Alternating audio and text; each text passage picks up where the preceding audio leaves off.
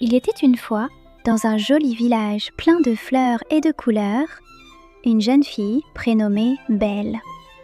Elle aimait se promener le matin quand le soleil se levait doucement sur les toits. Belle était différente des autres villageois. Pendant qu'ils travaillaient et bavardaient, elle s'installait près de la fontaine pour lire ses livres préférés. Les gens la regardaient avec curiosité. Belle vivait seule avec son père Maurice, un inventeur passionné et un peu fou.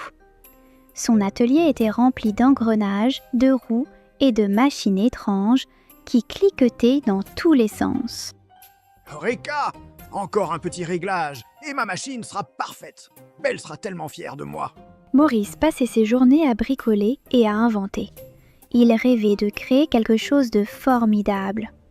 Belle l'aimait tendrement, malgré ses lubies. « Papa, tu n'as pas encore mangé. Tu oublies toujours de te nourrir quand tu travailles. » Oui, ma chérie, j'arrive. Juste encore 5 minutes.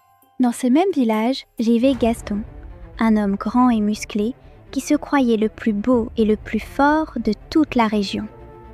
Il se pavanait partout en cherchant les regards admiratifs. Regardez-moi! N'est-ce pas que je suis magnifique aujourd'hui? Comme tous les jours d'ailleurs.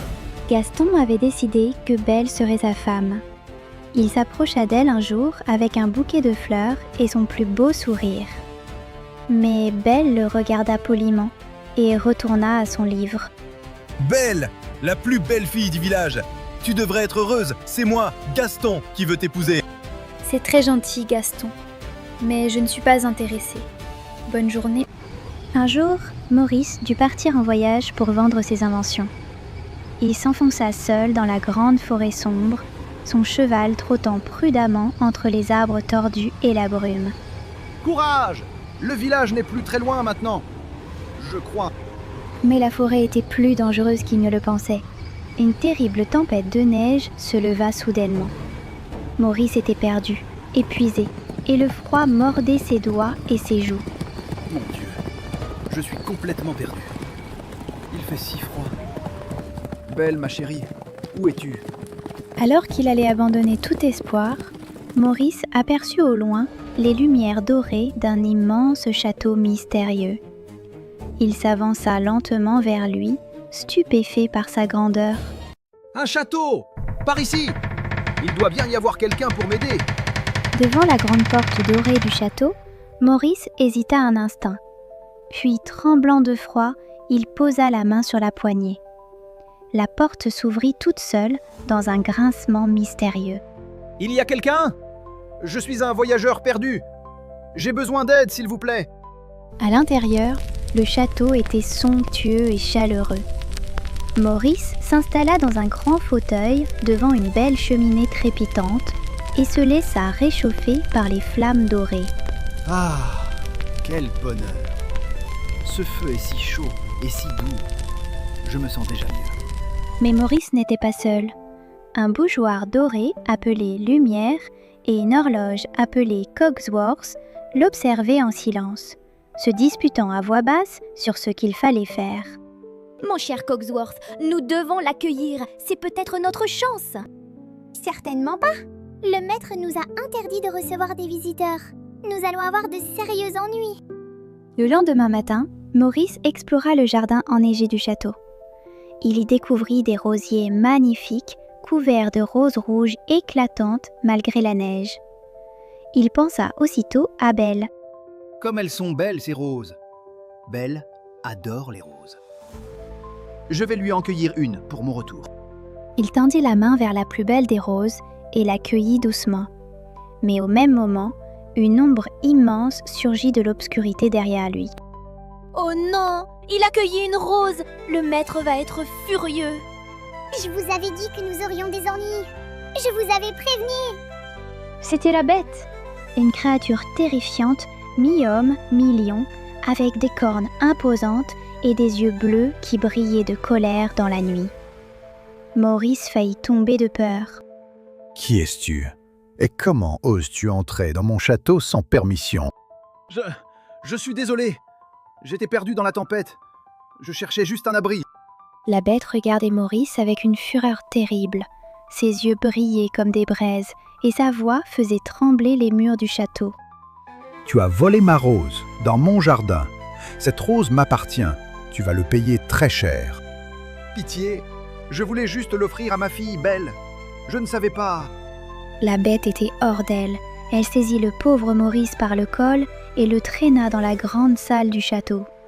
Le vieil homme suppliait, mais rien n'y faisait. Tu vas rester ici prisonnier. C'est ta punition pour avoir volé dans mon domaine. Je vous en supplie, j'ai une fille qui m'attend. Elle a besoin de moi. La bête poussa Maurice dans une cellule froide et sombre au fond du château. La lourde porte de fer se referma avec un bruit terrible. Maurice était prisonnier. Belle, ma Belle, pardonne-moi. Je ne rentrerai pas à la maison ce soir. Oh, le pauvre homme. Cogsworth, il faut faire quelque chose. Chut, le maître nous entend. De retour au village, le cheval de Maurice arriva seul à la maison. Belle comprit immédiatement que son père était en danger. Sans hésiter une seule seconde, elle décida de partir le chercher. Papa, quelque chose de terrible a dû lui arriver. Je dois y aller, je dois le trouver. Belle monta courageusement sur le cheval de son père et s'élança dans la nuit froide. Elle n'avait pas peur, elle aimait son père plus que tout au monde et elle le retrouverait. Allez, montre-moi où tu l'as laissé. Emmène-moi vers lui. Belle galopa longtemps dans la forêt sombre et brumeuse. Les arbres tordus semblaient se refermer autour d'elle, mais elle ne ralentit pas. Son courage était plus fort que sa peur. Papa, papa, où es-tu? Réponds-moi s'il te plaît. Soudain, à travers les arbres, Belle aperçut les lumières dorées d'un immense château. Son cheval s'arrêta et hennit doucement. C'était là que son père devait se trouver. Un château. C'est là. Je le sens. Papa est là-dedans. Je dois entrer. Belle descendit de cheval et s'approcha de la grande porte dorée. Elle frappa doucement et la porte s'ouvrit toute seule, comme par magie. Elle entra prudemment dans le grand hall somptueux. Il y a quelqu'un? Je cherche mon père. Il s'appelle Maurice. Bienvenue, mademoiselle. Bienvenue au château. Belle regarda avec stupéfaction le bougeoir doré qui parlait et se déplaçait tout seul. À côté de lui, une vieille horloge semblait très agitée. Mais vous parlez? Un bougeoir qui parle? Mais oui, mademoiselle, je suis Lumière et voici mon ami Cogsworth. Lumière, tais-toi. Nous n'aurions pas dû l'inviter à entrer. Lumière guida Belle jusqu'à la cellule de son père. Quand Maurice la vit arriver, ses yeux se remplirent de larmes. Il n'en croyait pas ses yeux. Belle, ma Belle, comment as-tu fait pour me trouver? Papa! Oh papa, tu es vivant! J'ai suivi ton cheval jusqu'ici. Belle serra les mains de son père à travers les barreaux froids de la cellule. Ils se regardèrent avec amour et soulagement, mais aussi avec beaucoup d'inquiétude. Belle, tu dois partir. Ce château est dangereux. La bête est terrible. Je ne partirai pas sans toi, papa. Jamais! C'est alors que la bête apparut dans un grondement sourd. Elle regarda Belle avec surprise. Personne n'avait jamais osé entrer dans son château pour défier son autorité. Qui es-tu? Comment es-tu entré ici? Je suis Belle, la fille de cet homme. Libérez-le, il n'a rien fait de mal. Belle se plaça courageusement devant la bête et la regarda droit dans les yeux sans trembler. Ce qu'elle dit ensuite stupéfia tout le monde dans le château. Libérez mon père, et je resterai à votre place. Je resterai ici, pour toujours. Non, Belle, non! Tu ne peux pas faire ça! Tu resterais ici? Volontairement? La bête regarda Belle longuement en silence. Puis, elle accepta le marché. Maurice fut libéré de sa cellule et escorté vers la sortie du château malgré ses protestations. Soit, ton père est libre, mais toi, tu restes ici pour toujours. Belle, non! Je t'en supplie! C'est moi le prisonnier, pas toi! Rentre à la maison, papa. Je t'aime. Tout ira bien, je te le promets. Belle, ma Belle, je reviendrai te chercher. Je te le jure. Et la porte se ferma. Belle était désormais prisonnière du château de la bête. Son aventure ne faisait que commencer. Lumière et Cogsworth escortèrent Belle à travers les longs couloirs somptueux du château. Les tapisseries dorées et les portraits mystérieux sur les murs la regardaient passer en silence.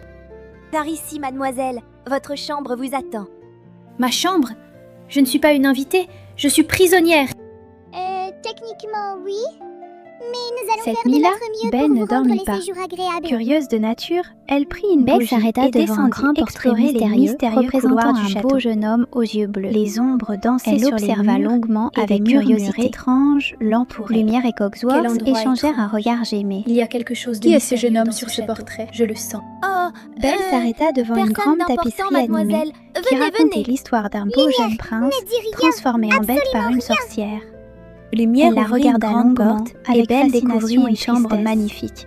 Un Un grand lit à baldaquin transformé en avec bête. des rideaux de C'est donc velours ça le bordeaux, secret de ce château. des meubles dorés Poussée par sa et une curiosité, fenêtre donnant Belle sur poussa le une jardin porte enneigé interdite au bout d'une C'est- tour sombre. C'est magnifique. Dans la pièce, Je une n'ai jamais lumière vu une violette chambre aussi et dorée belle. pulsait Nous doucement. voulons que vous soyez à Au l'aise, centre mademoiselle. trônait Ce une château rose est votre rouge maison sous un maintenant. globe de verre. Seule dans sa chambre, Comme c'est beau. Belle s'assit sur Cette le rose est rebord de la magique. fenêtre Je le et sens. regarda le jardin enneigé. Belle s'approcha Les lentement larmes du coulèrent globe de verre. silencieusement sur ses joues. Hypnotisée par la Elle beauté pensait de la à son rose père enchantée. et à sa vie au village. Elle tendit la main vers le globe, Papa, tu me attirée manques par déjà sa tellement. lumière mystérieuse Est-ce que je et te reverrai envoûtante. un jour?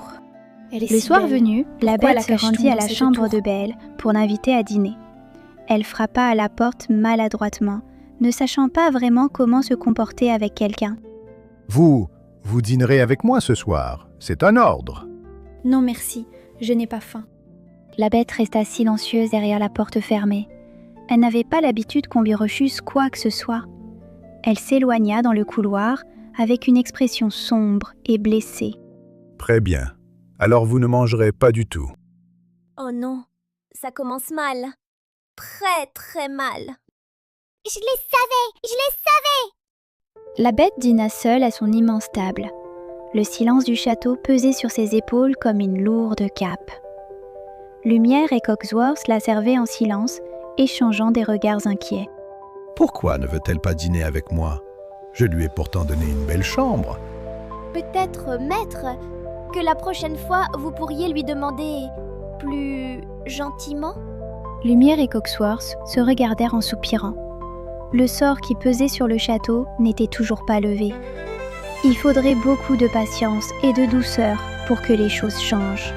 Cogsworth, mon ami, je crois que notre maître a beaucoup de chemin à faire avant de savoir comment traiter une jeune demoiselle. C'est le moins qu'on puisse dire, Lumière. C'est le moins qu'on puisse dire. Cette nuit-là, Belle ne dormit pas. Curieuse de nature, elle prit une bougie et descendit explorer les mystérieux couloirs du château. Les ombres dansaient sur les murs et des murmures étranges l'entouraient. Quel endroit étrange. Il y a quelque chose de mystérieux dans ce château. Je le sens. Belle s'arrêta devant une grande tapisserie animée qui racontait l'histoire d'un beau jeune prince transformé en bête par une sorcière. Elle la regarda longuement avec fascination et tristesse. Un prince, transformé en bête. C'est donc ça le secret de ce château. Poussée par sa curiosité, Belle poussa une porte interdite au bout d'une tour sombre. Dans la pièce, une lumière violette et dorée pulsait doucement. Au centre trônait une rose rouge sous un globe de verre. Comme c'est beau. Cette rose est magique. Je le sens. Belle s'approcha lentement du globe de verre, hypnotisée par la beauté de la rose enchantée. Elle tendit la main vers le globe, attirée par sa lumière mystérieuse et envoûtante. Elle est si belle. Pourquoi la cache-t-on dans cette tour sombre et froide? Soudain, un rugissement terrible fit trembler le mur de la tour. La bête surgit de l'ombre. La bête surgit de l'ombre, les yeux brillants de fureur. Belle recula de plusieurs pas, renversant sa bougie de peur. Que fais-tu ici? Cette pièce est interdite. Je suis désolée. La porte était ouverte et... La bête pointait la sortie de sa grande griffe en hurlant. Belle recula vers la porte, en larmes, blessée par cette violence soudaine et incompréhensible. Sors d'ici et ne reviens jamais dans cette pièce. Jamais. Vous êtes un monstre. Très bien, je pars. En larmes, Vous êtes un monstre. En larmes et tremblante de peur et de colère, Belle courut jusqu'aux écuries du château, sauta sur son cheval et s'élança dans la nuit sous la neige. Elle ne voulait plus rester une seule seconde de plus. Je pars, je rentre chez moi. Il ne peut pas me forcer à rester. Belle galopait à toute vitesse dans la forêt sombre et enneigée, les larmes gelant sur ses joues.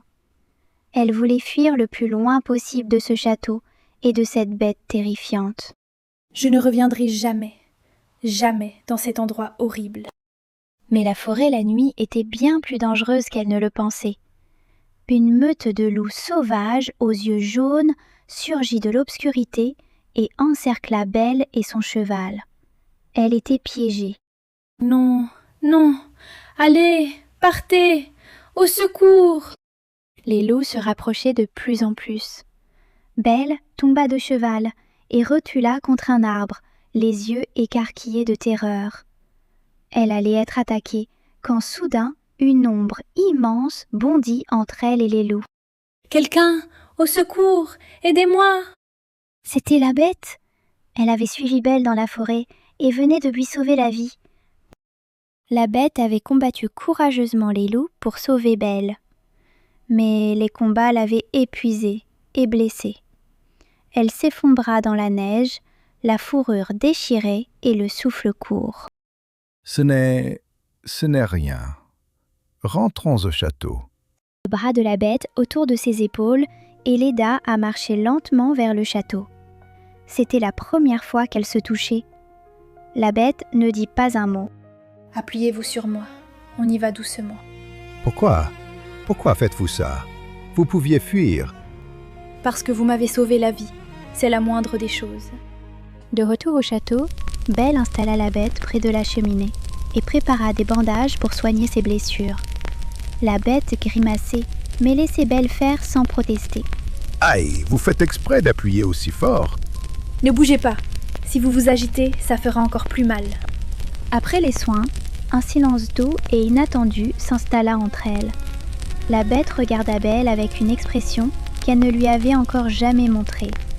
Une expression de gratitude sincère.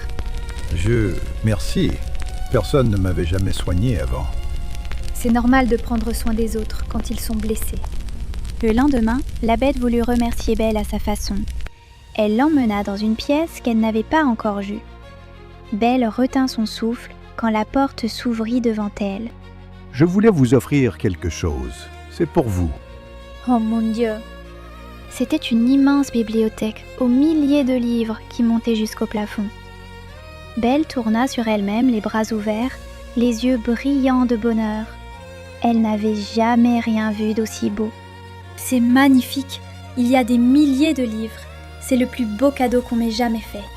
Ils sont tous à vous, si vous le souhaitez. Dès ce jour, les choses changèrent dans le château.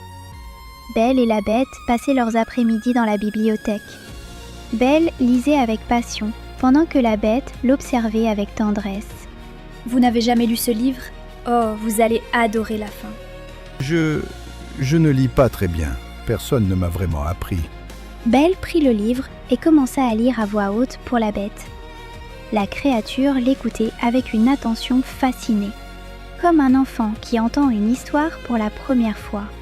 Alors je vais vous lire l'histoire. Installez-vous confortablement. Vous feriez ça pour moi? Bien sûr, tout le monde mérite d'entendre une belle histoire. Les jours passaient et une vraie amitié commençait à naître entre Belle et la bête. Un matin, ils sortirent ensemble dans le jardin enneigé pour nourrir les oiseaux et les écureuils.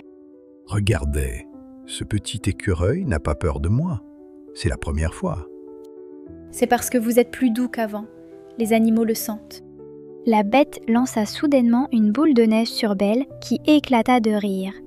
Belle répliqua aussitôt et bientôt tous les deux couraient et riaient dans le jardin comme deux enfants.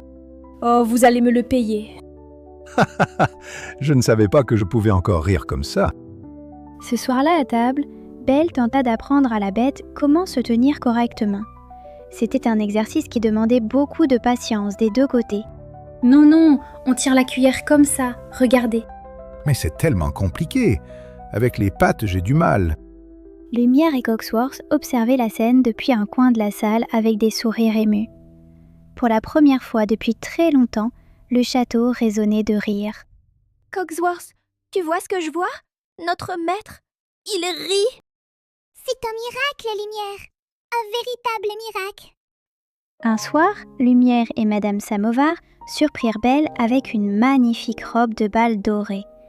Elles insistèrent pour lui faire une coiffure élégante avec des fleurs dorées dans les cheveux. Ce soir, vous serez la plus belle, mademoiselle. Cette robe est faite pour vous. Elle est magnifique. Mais pourquoi? Parce que ce soir est une soirée très spéciale. Belle descendit le grand escalier dans sa magnifique robe dorée. La bête qui l'attendait en bas leva les yeux vers elle et resta sans voix. Elle n'avait jamais vu quelque chose d'aussi beau. Vous êtes extraordinaire. Merci. Vous êtes très élégant vous aussi ce soir. La grande salle de bal s'illumina de milliers de bougies et de lustres étincelants. La bête tendit maladroitement sa grande patte à Belle. Elle prit sa main sans hésiter et ils commencèrent à danser. Je dois vous prévenir, je ne sais pas très bien danser. Moi non plus. Alors nous apprendrons ensemble. Ils dansèrent longtemps dans la lumière dorée de la grande salle. Les regards qu'ils échangeaient n'étaient plus ceux d'une prisonnière et de son geôlier. Quelque chose avait changé entre eux. Lumière et Cogsworth et Madame Samovar les observaient avec des larmes de joie. Peut-être que le sort allait enfin être brisé. Après la danse, ils sortirent sur le balcon du château. Le ciel était parsemé d'étoiles et la lune brillait doucement. Ils restèrent silencieux un long moment côte à côte. Belle, êtes-vous heureuse ici? Oui, plus que je ne l'aurais cru possible. La bête cueillit une rose dorée magique du jardin et la tendit à Belle avec une maladresse touchante. Belle la prit doucement et sourit. Son cœur battait très fort. Cette rose, elle est pour vous, comme toutes les roses de ce jardin.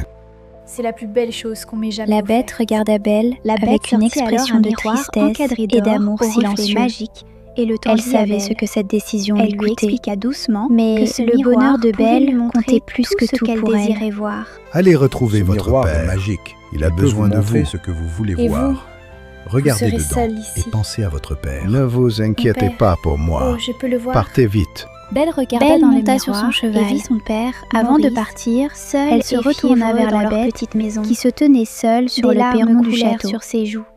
Elle avait le cœur serré, sans vraiment comprendre pourquoi. Papa, je reviendrai vous voir. Il est malade, je vous le promets. Et il est tout seul. Prenez le miroir pour Allez vous le rejoindre, souvenir Belle. de moi. Je vous libère. Belle galopa à toute vous feriez vitesse ça vers le pour moi? village. La En bête serrant regardait le Belle miroir avec une expression de tristesse et d'amour silencieux. Mais une pensée ne la quittait pas. Elle savait ce que cette décision lui coûtait. Et troublante, le bonheur de Belle comptait plus que tout pour elle.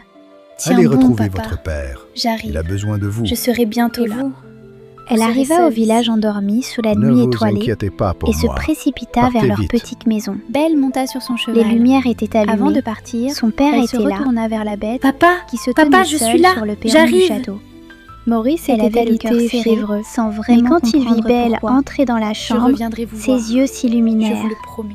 Il tendit Prenez vers le elle miroir ses mains pour tremblantes, vous souvenir avec de un moi. sourire faible, Belle mais plein galopa à d'amour, toute vitesse vers le village, Belle, en serrant ma le belle, miroir contre son tu es cœur. revenue.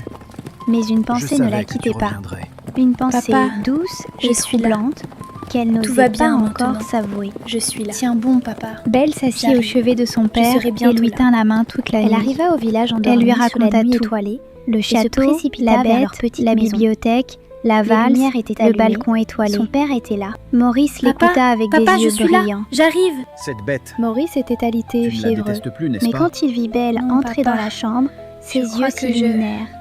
Il tendit vers elle ses mains Je ne la tremblantes, déteste plus. avec du un tout. sourire faible, Mais plein Gaston d'amour. était là. Belle, ma belle, tu es revenue. Je savais que tu reviendrais. Papa, je suis là. Tout va bien maintenant. Je suis là. Belle s'assit au chevet de son père et lui tint la main toute la nuit. Elle lui raconta tout. Le château, la bête, la bibliothèque, la valse, le balcon étoilé. Maurice l'écouta avec des yeux brillants. Cette bête, tu ne la détestes plus, n'est-ce pas? Non, papa. Je crois que Non, je ne la déteste plus du tout. Mais Gaston était là, qui observait tout.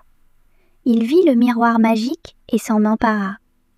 Quand il aperçut la bête dans le reflet, ses yeux brillèrent d'une jalousie et d'une haine terrible. Un monstre! Il y a un monstre dans la forêt! Et Belle était avec lui. Rendez-moi ce miroir. La bête ne vous a rien fait. Gaston brandit le miroir devant les villageois, terrifiés, en criant que la bête était dangereuse. Les gens avaient peur, et Gaston utilisait cette peur pour les manipuler. Cette bête est un danger pour nos familles. Il faut l'éliminer avant qu'elle nous attaque. Non, vous ne comprenez pas. Elle n'est pas dangereuse. Gaston repartit en hurlant derrière lui, entraînant les villageois derrière lui. Seule avec le miroir dans ses mains. Elle regarda le reflet de la bête, seule dans son château, et son cœur se serra douloureusement. La bête, elle est seule. Elle ne sait pas ce qui arrive. Les larmes coulèrent sur les joues de Belle. Elle comprit soudainement, avec une clarté absolue, ce qu'elle ressentait vraiment. Elle aimait la bête. Elle devait retourner au château, tout de suite. Je t'aime et tu es en danger. J'arrive. Belle sauta sur son cheval et s'élança dans la nuit comme une flèche vers le château. Elle n'avait qu'une seule pensée en tête. La bête était en danger et elle devait la sauver à tout prix. Tiens bon, j'arrive. Je t'en supplie, tiens bon. La forêt défilait à toute vitesse autour d'elle. Les éclairs illuminaient le ciel sombre et la pluie commençait à tomber. Belle serrait les rênes de toutes ses forces sans ralentir. Plus vite, il ne faut pas arriver trop tard. Pendant ce temps, Gaston menait la foule en colère vers le château. Les villageois brandissaient des torches et des fourches en suivant cet homme qui leur promettait de les protéger d'un monstre imaginaire. En avant! Ce soir, nous allons débarrasser notre village de cette bête, pour toujours! Gaston enfonça la grande porte du château avec la foule derrière lui. Il n'avait pas peur, il ne pensait qu'à une chose, éliminer la bête et forcer Belle à l'épouser. La bête, montre-toi! Tu n'as nulle part où te cacher! Lumière, Cogsworth et Madame Samovar n'allaient pas laisser les envahisseurs détruire leur château sans se battre. Ils se lancèrent courageusement contre les villageois avec tout ce qu'ils avaient. Personne n'entre dans ce château sans notre permission.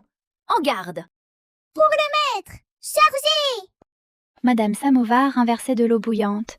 Lumière éblouissait les envahisseurs avec sa flamme et Cogsworth bloquait les passages avec ses mécanismes. Ensemble, ils repoussèrent les villageois hors du château. « Sortez de mon château, immédiatement, ou je ne réponds plus de rien !» Bravo, Madame Samovar! Magnifique! Mais Gaston lui avait trouvé la bête sur les toits du château. Il l'attaqua sauvagement sous la pluie et les éclairs. La bête ne se défendait pas. Elle avait perdu tout espoir depuis que Belle était partie. « Bats-toi! Montre-moi que tu es un monstre !» Laisse-moi tranquille, Gaston. Belle est partie. Tout est fini. La bête reculait sous les coups sans réagir.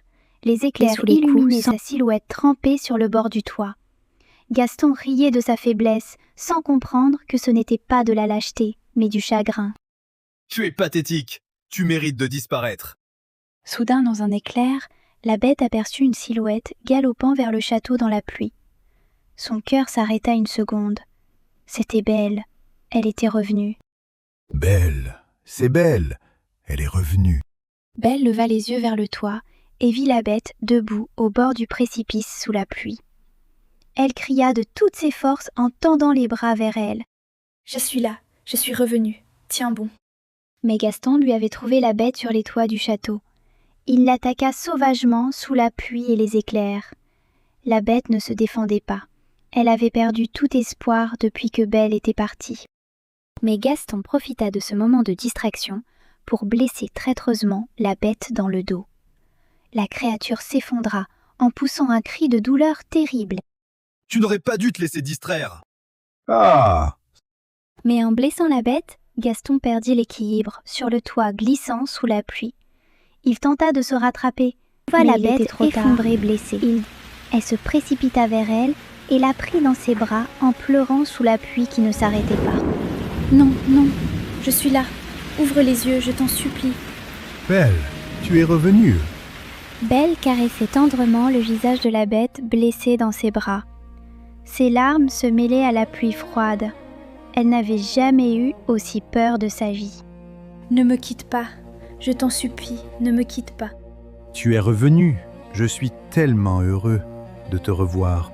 Belle serrait la bête contre elle de toutes ses forces. Les pétales de la rose enchantée tourbillonnaient autour d'eux dans la pluie comme une dernière magie désespérée. Je t'aime, tu m'entends? Je t'aime. Belle, tu dois le dire avant. Le dernier pétale. Belle ferma les yeux et serra la bête encore plus fort contre elle. Une lumière magique dorée et violette commença à envelopper doucement la créature blessée dans ses bras. Je t'aime de tout mon cœur. Dans la tour du château, la rose enchantée tremblait. Son dernier pétale était sur le point de tomber.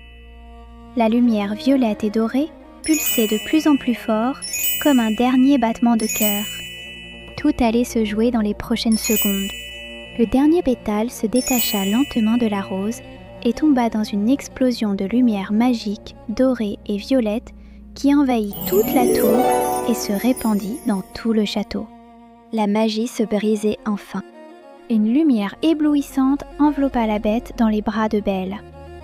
Belle recula, les yeux écarquillés d'espoir et de stupéfaction, pendant que le tourbillon de magie grandissait autour d'elle. Qu'est-ce qui se passe? Qu'est-ce que c'est?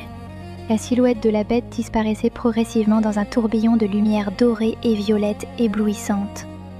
La pluie s'arrêta, le vent se calma. Quelque chose d'extraordinaire était en train de se produire. S'il vous plaît, que la magie soit bonne. Quand la lumière se dissipa, Belle découvrit devant elle non plus la bête, mais un beau jeune homme aux yeux bleus expressifs et aux cheveux bruns élégants, vêtu d'un habit royal bleu et or. Qui êtes-vous? Belle, c'est moi la bête. Tu m'as sauvée. Belle regarda longuement les yeux bleus du jeune prince. Ses yeux, elle les reconnaissait. C'étaient les mêmes yeux expressifs et doux qu'il avait regardés avec tant de tendresse. Vos yeux, je reconnais vos yeux, c'est vraiment vous. Oui, Belle, c'est vraiment moi, enfin libérée grâce à toi. Belle et le prince se regardèrent longuement dans les yeux, sous le ciel qui s'éclaircissait. Les étoiles réapparurent une à une. Une lumière dorée magique se répandait doucement tout autour d'eux. Belle, je t'aime depuis le premier jour où tu as eu le courage de me regarder s'enfuir. Ils s'embrassèrent tendrement sous les étoiles qui réapparaissaient. La lumière dorée magique explosa autour d'eux en milliers d'étincelles. Le sort était définitivement brisé. Je t'aime, prince ou bête, je t'aime. Soudain, tout le château s'illumina de lumière dorée magique. Les tourelles brillaient dans la nuit comme des étoiles. La magie de la transformation se répandait partout comme une vague de bonheur. Le sort était brisé. Pour toujours. À l'intérieur du château Lumière, Cogsworth et Madame Samovar reprirent leur forme humaine dans une explosion de lumière dorée. Ils se serrèrent dans les bras en pleurant de joie. « Je suis humain! Je suis humain! Oh, quel bonheur! » Enfin, après toutes ces années. Mes amis, nous sommes libres. Maurice arriva au château le lendemain matin, inquiet pour sa fille. Quand il vit Belle dans les bras du prince souriant, il s'arrêta stupéfait, puis ses yeux se remplirent de larmes de joie. « Belle, ma Belle, tu vas bien? Mais qui est ce jeune homme? » Papa, je te présente le prince. Tu te souviens de la bête? Maurice serra Belle dans ses bras longuement en pleurant de bonheur. Puis il tendit la main au prince avec un sourire bienveillant. Lumière, Cogsworth et Madame Samovar, redevenus humains, les entouraient avec des sourires radieux. Prenez soin d'elle, jeune homme. C'est tout ce que je demande. Je vous le promets, Maurice, de tout mon cœur. Ce soir-là, une grande fête fut organisée dans le château resplendissant.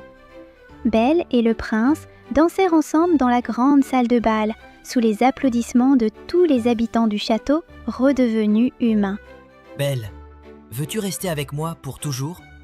Pour toujours, et même au-delà. Et ils vécurent heureux pour toujours dans leur magnifique château, plein de livres, de roses et d'amour. Et chaque soir, sous les étoiles, le prince et Belle se rappelaient que la vraie beauté ne se trouve jamais dans l'apparence, mais toujours dans les cœurs. Goodbye.